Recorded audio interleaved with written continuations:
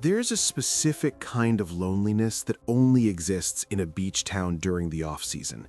It's not just quiet, it feels abandoned, like the world has ended and you're the last one left to sweep up the dust. In mid-October, my grandmother asked me to drive down to her property in the Outer Banks to handle some winterproofing. The house is in a remote stretch of Rodanthe, one of those classic stilt houses raised 20 feet in the air on pilings to survive the hurricane surges. The neighbors were seasonal renters, so in October, the entire street is dark. It's just rows of empty, hollow houses staring out at the Atlantic. For the first 2 days, the isolation was peaceful, but on the third night, a nor'easter began to blow in. The wind wasn't just loud, it was violent. It shook the pilings and made the whole house groan like a dying ship. I was in the living room around 11:30 p.m., trying to read a book to distract myself from the storm. That's when I heard it. At first, I thought it was just the wind whistling through the screen door, but the pitch was too variable. It had a cadence. I muted the TV and sat perfectly still. "Hush, little baby, don't say a word." The voice was faint, drifting up from the street level below. It was a male voice, but it sounded wrong. It was flat, monotone, and strangely high-pitched, like someone imitating a child but with the gravelly throat of an adult smoker.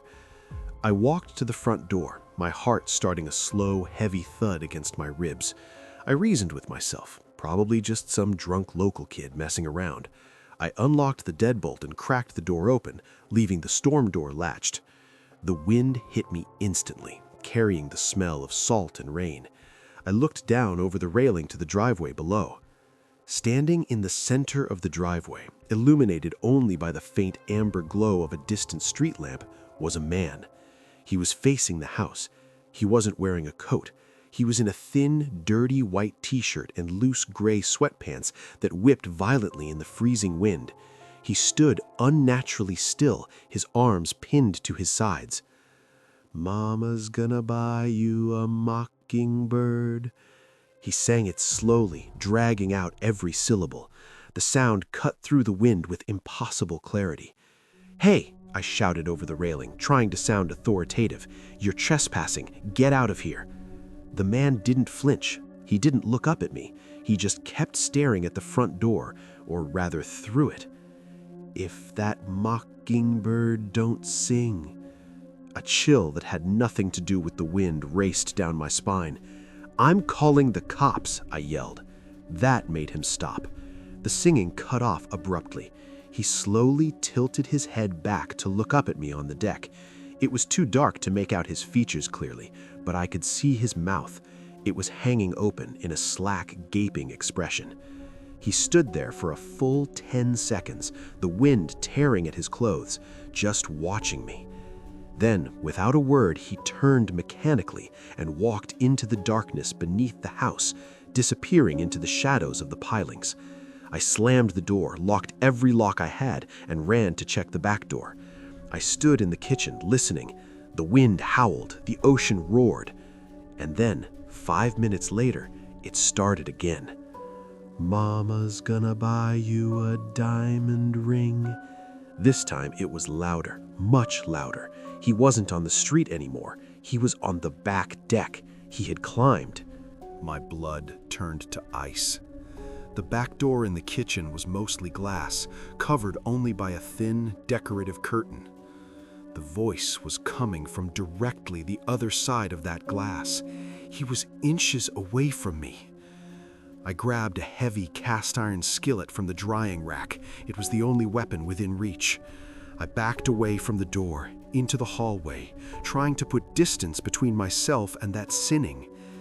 "And if that diamond ring turns brass..." "I have a gun!" I screamed, my voice cracking. "I swear to God I will shoot you through the door." Silence. Absolute silence. I waited, trembling, expecting to hear footsteps retreating down the wooden stairs. Instead, a shadow fell across the curtain. He pressed his face against the glass. I could see the silhouette of his head blocking out the porch light. He wasn't moving. Then the singing stopped, and the screaming began. It wasn't a scream of pain, and it wasn't a scream of anger. It was a high-pitched, rhythmic shrieking like a machine malfunctioning. Ree! Ree! Ree! As he screamed, he began to slam his body against the door. The glass rattled in the frame. Thud, thud, thud. Open! Open! Open! The voice distorted, shifting from the high pitch to a guttural roar. I turned and ran. I didn't care about defending the property anymore. I ran to the guest bedroom closet, the one with the solid oak door. I dove inside, pulled it shut, and locked the handle. I sat in the darkness among my grandmother's old winter coats, clutching the frying pan, and dialed 911. "He's breaking in," I whispered to the operator, tears streaming down my face. "He's screaming." From the kitchen, I heard the sickening sound of glass shattering. The wind rushed into the house, but over the storm I could hear his wet, heavy footsteps on the linoleum. Slap, slap, slap. He was barefoot. He moved through the house, overturning furniture. I heard the TV smash to the floor. I heard the refrigerator door being ripped open. And all the while he was back to the song, humming it now, interspersed with jagged, hysterical laughter. "Hush, little baby." The footsteps stopped right outside the bedroom door. I held my breath, pressing my hand over my mouth. I could hear him breathing, a wet, rattling sound, like his lungs were full of fluid. He scratched at the wood of the bedroom door, slow, deliberate scratches. Scritch, scritch, scritch. Then blue lights flashed through the crack under the closet door. A siren whooped outside. The scratching stopped. I heard a heavy grunt, the sound of a window being forced open, and then silence. When the police finally cleared the house and let me out, the place was a wreck, but the man was gone. They found footprints, bare footprints in the sand and mud. They led from the broken kitchen window, down the dunes, and straight into the dense, marshy wetlands that border the Sound. The police tracked them for a quarter-mile until the terrain became too swampy. The tracks just walked straight into the black, freezing water and vanished. The officer told me it was probably a mental health episode or a drug addict from the mainland.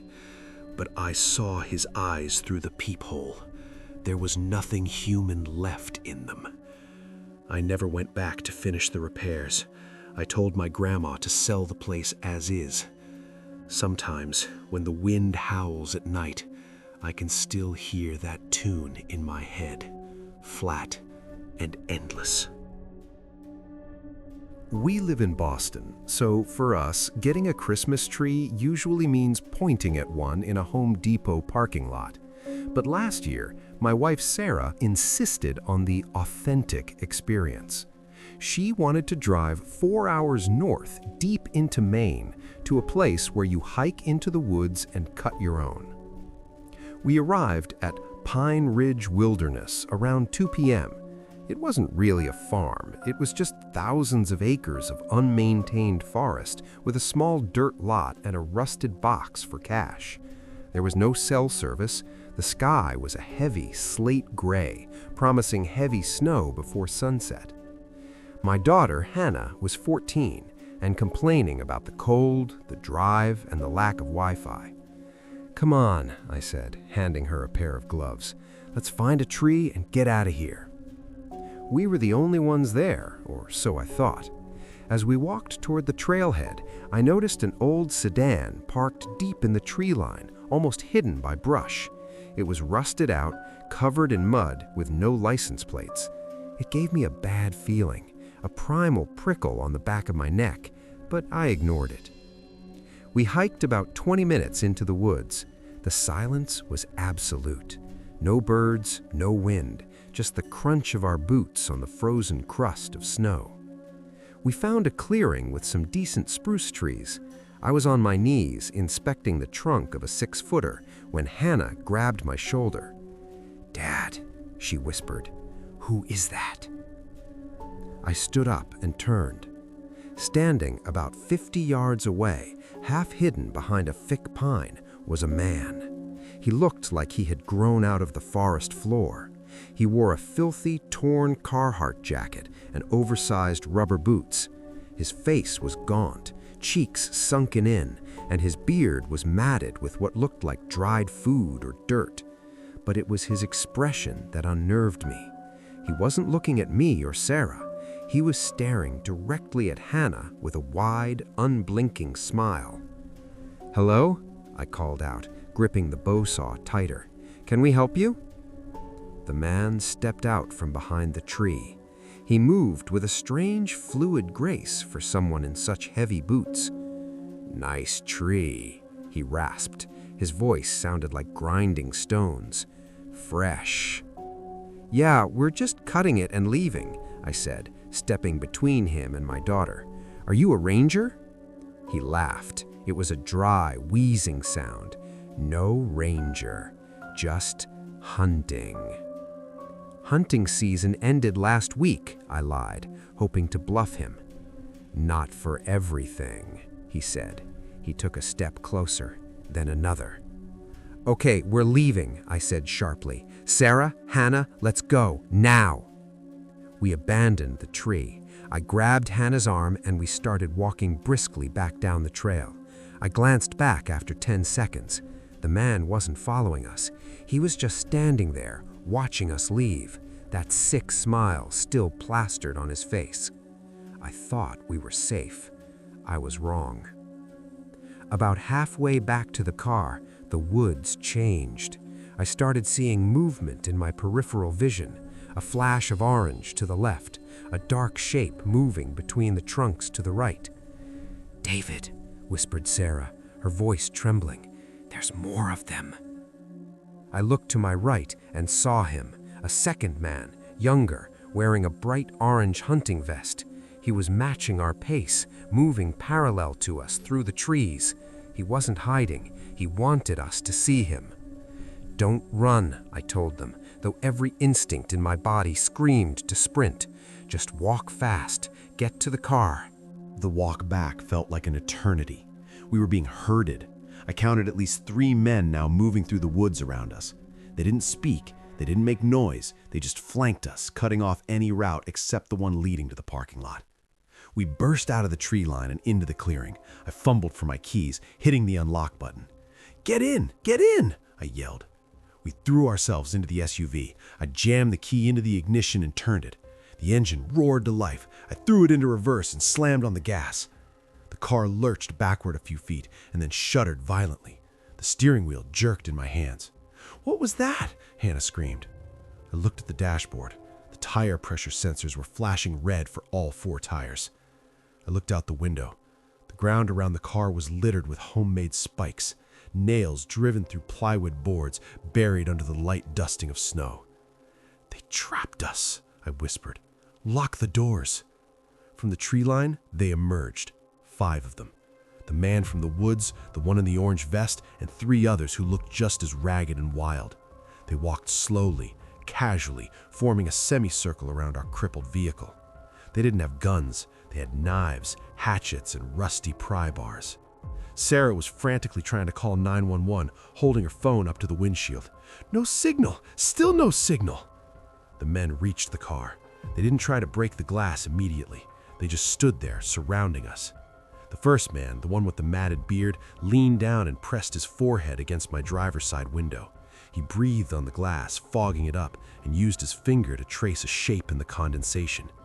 A heart. "Open up," he muffled through the glass. "It's cold. We just want to warm up." The other men started rocking the car, back and forth, back and forth. They were laughing now, hooting and hollering like a pack of hyenas. One of them slammed a crowbar against the hood, leaving a massive dent. "Dad, do something!" Hannah was sobbing in the back seat. I laid my hand on the horn and held it down. The blaring sound echoed off the mountains, deafening and constant. I hoped someone, anyone on the main road miles away might hear it. The men didn't like that. The leader's smile vanished. He raised a heavy rock he was holding, preparing to smash my window. Suddenly, he froze. His head snapped to the left. The other men stopped rocking the car. They all looked toward the access road. Faintly, carried on the wind, I heard it. A siren. It was distant, probably a state trooper on the highway responding to a spin-out, not even coming for us. But the men didn't know that. The leader looked at me one last time. His eyes were pure hate. He spat on the window. Then he let out a sharp whistle. Instantly, the group scattered. They didn't run like panicked criminals. They moved like animals, vanishing into the dense forest in different directions within seconds. By the time I worked up the courage to open the door, the woods were silent again. We sat there for 2 hours until a snowplow driver finally came down the access road to turn around and saw us. The police arrived shortly after. They found the camp the men had been using about a mile deeper in the woods. They found piles of stolen wallets, jewelry, and children's clothes. But they never found the men. The police said they were likely drifters living off the grid.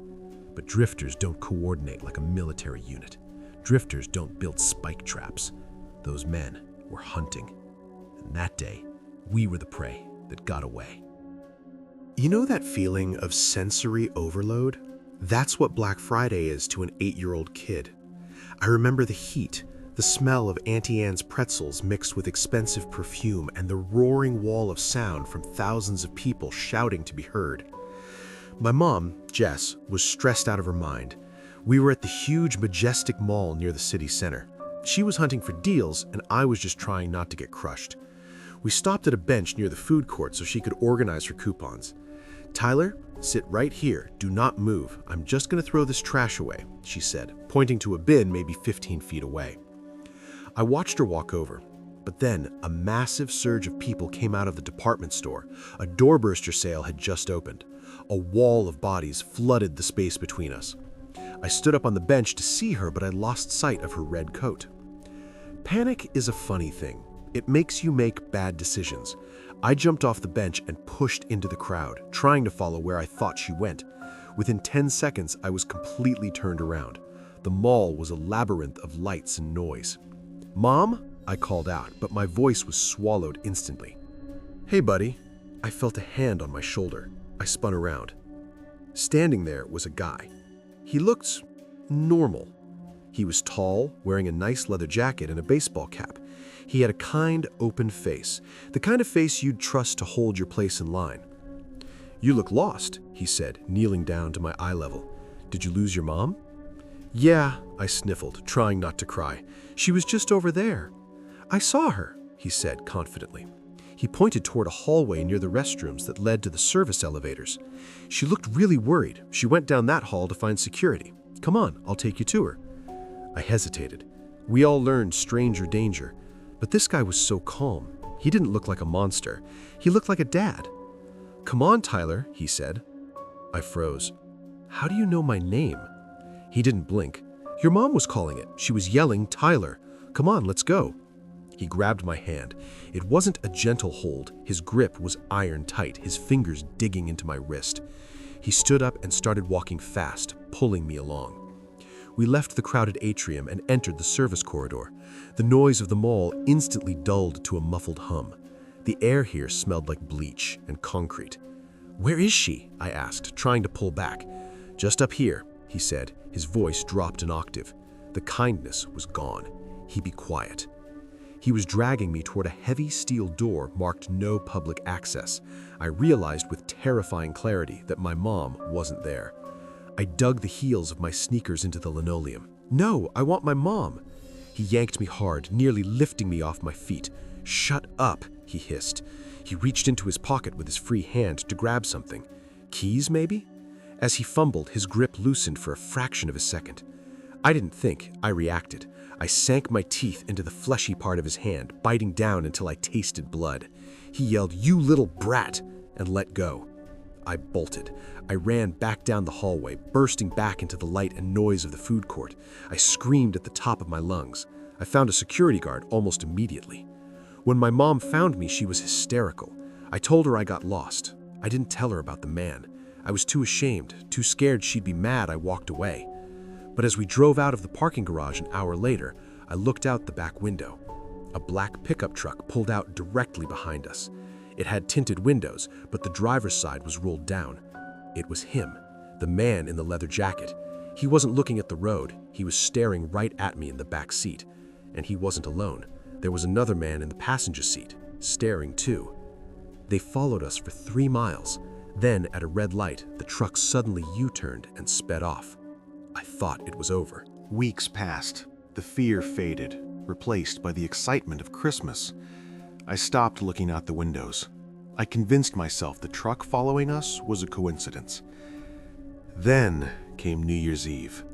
My parents were downstairs watching the ball drop on TV.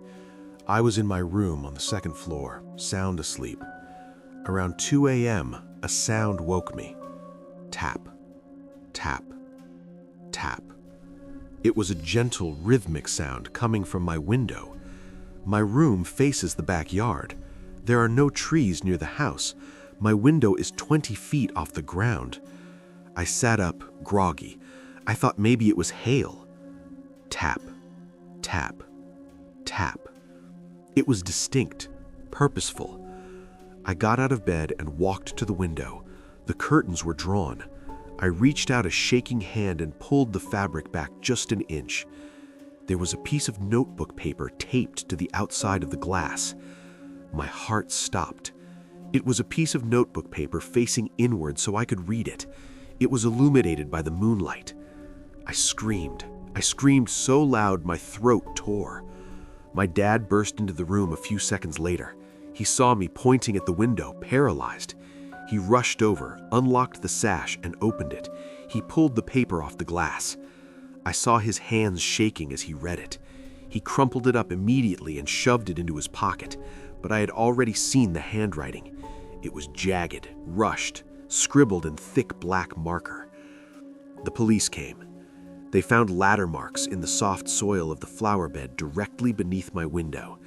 Someone had carried a heavy extension ladder through our backyard, set it up silently, climbed 20 feet, taped the note, and vanished.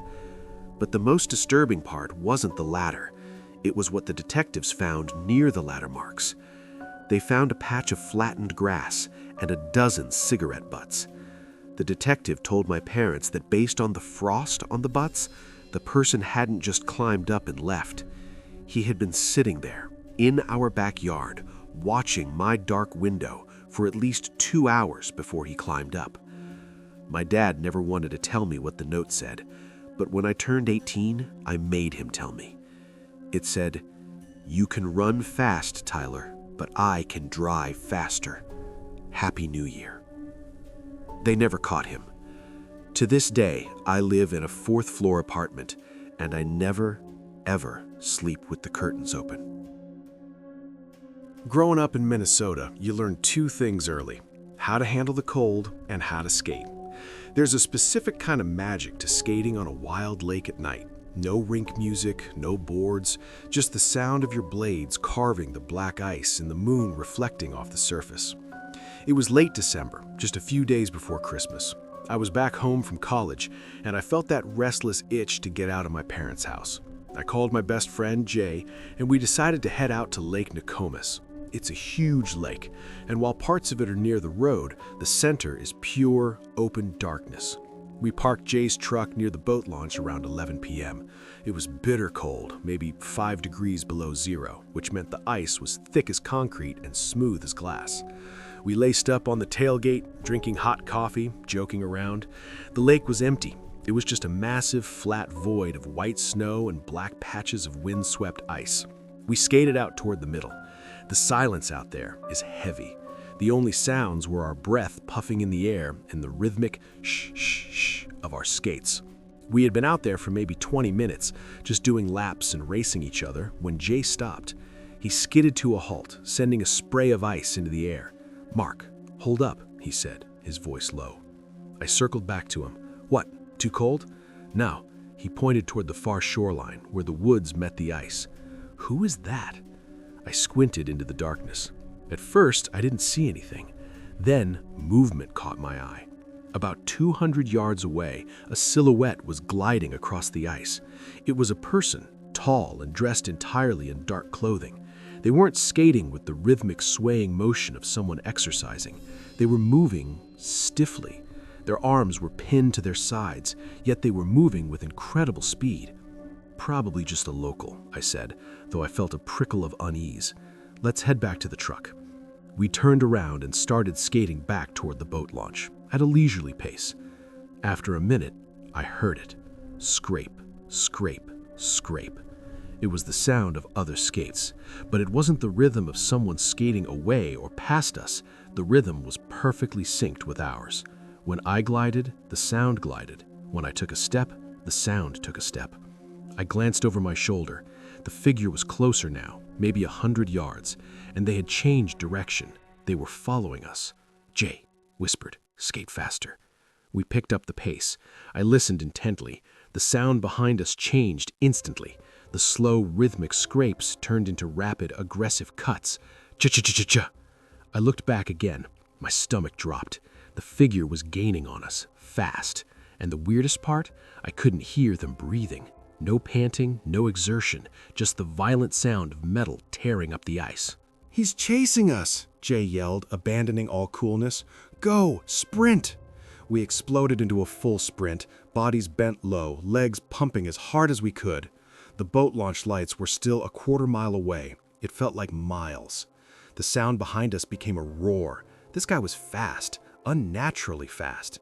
It sounded like a machine bearing down on us. Scrape, scrape, scrape. I risked one last look. The man was maybe 30 yards behind me now.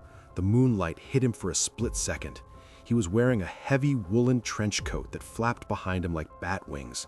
He wore a ski mask, but the mouth hole was stitched shut. He didn't have hockey skates or figure skates. He had those long Nordic speed skates. And he was holding something in his right hand, a heavy rusted length of chain. "Jay, the truck, keys!" I screamed. We hit the shoreline stumbling. I tripped on the transition from ice to frozen mud, but scrambled up on all fours. Jay was already at the truck, fumbling with his keys, his hands shaking so badly he dropped them in the snow. "Hurry, hurry!" I yelled, grabbing him and shoving him toward the door. From the darkness of the lake, the sound of skating stopped abruptly, replaced by the crunching of boots on snow. We threw ourselves inside the truck and slammed the locks down. Jay jammed the key into the ignition. Wham! Something slammed into the tailgate of the truck with enough force to rock the entire vehicle. Jay floored it. The tires spun on the ice for a terrifying second before catching grip on the asphalt. We fishtailed out of the parking lot, engines screaming. As we sped away, I looked out the back window. The man was standing in the middle of the boat launch under the singular yellow street lamp. He wasn't winded. He stood perfectly straight, swinging that rusty chain in a slow circle by his side. He watched us until we turned the corner. We drove straight to the police station. We told them everything: the mask, the speed, the chain. An officer went out to check the lake. They called us the next morning. They found the tracks on the ice. They confirmed that someone had followed us for nearly a mile, matching our path perfectly. But the most disturbing part was what they found near the boat launch, right where we had scrambled into the truck. The snow around the parking spot was trampled flat, but there were no footprints leading away from the lot into the woods or down the road. The footprints just went back onto the ice. The officer told us that based on the tracks, the man hadn't left. He had skated back out into the middle of the lake, toward the deepest water, and then the tracks just stopped, as if he had vanished into the air or gone under. I haven't put on a pair of skates since. And sometimes, when I'm driving past a frozen lake at night and I see that expanse of black ice, I swear I can hear that sound.